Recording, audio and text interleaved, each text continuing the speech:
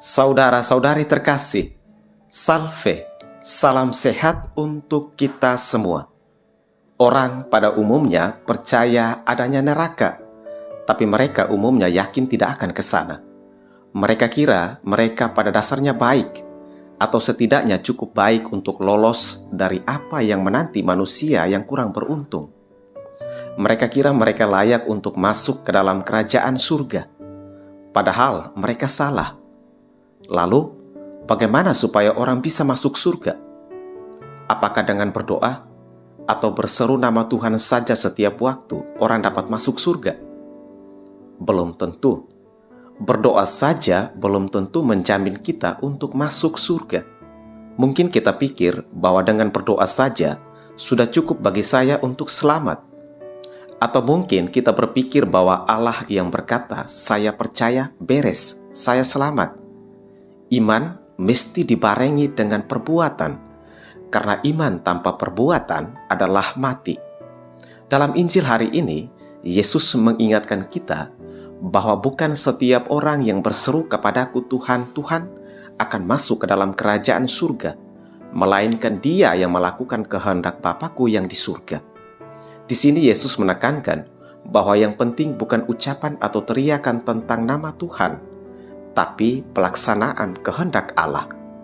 Orang yang akan masuk surga bukan orang yang berseru Tuhan, Tuhan setiap saat, melainkan orang yang melakukan kehendak Allah. Tidak ada gunanya orang berdoa keras-keras setiap waktu, tapi di saat yang sama dia menghina, menindas, menghujat sesamanya.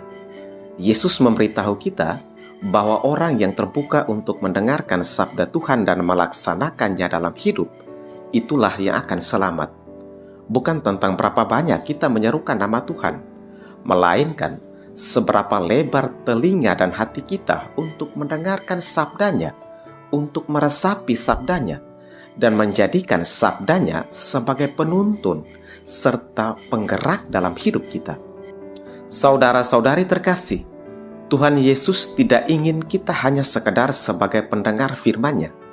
Dia ingin kita menjadi pelaku firman-Nya. Karena itu, Yesus menyatakan bahwa orang yang mendengar sabdanya dan melakukannya adalah orang yang bijaksana.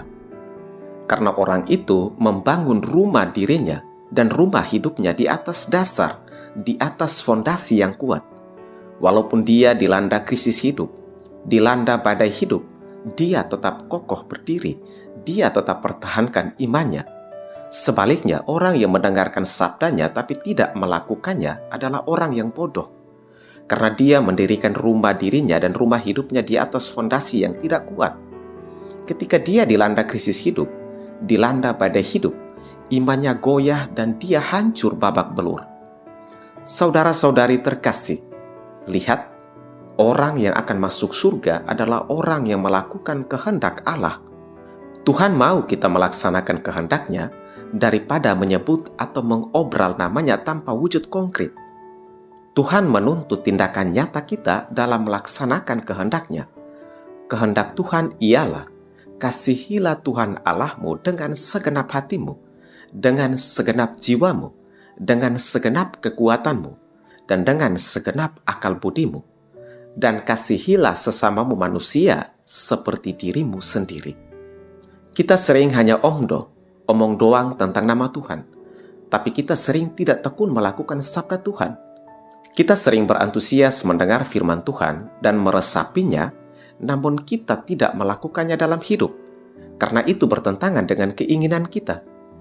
Kita sering memilah firman Tuhan sesuai dengan yang mau kita lakukan dan berdasarkan tujuan yang kita inginkan.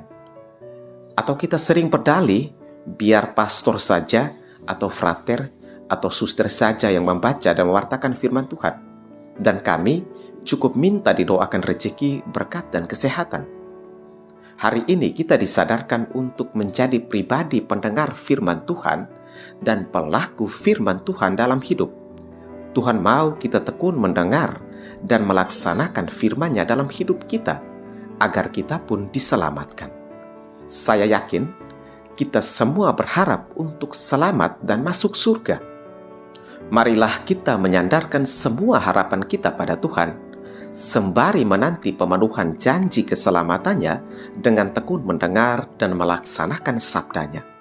Semoga rahmat Tuhan memampukan kita menjadi pribadi yang setia mendengar sabda Tuhan dan tekun melaksanakannya dalam hidup kita.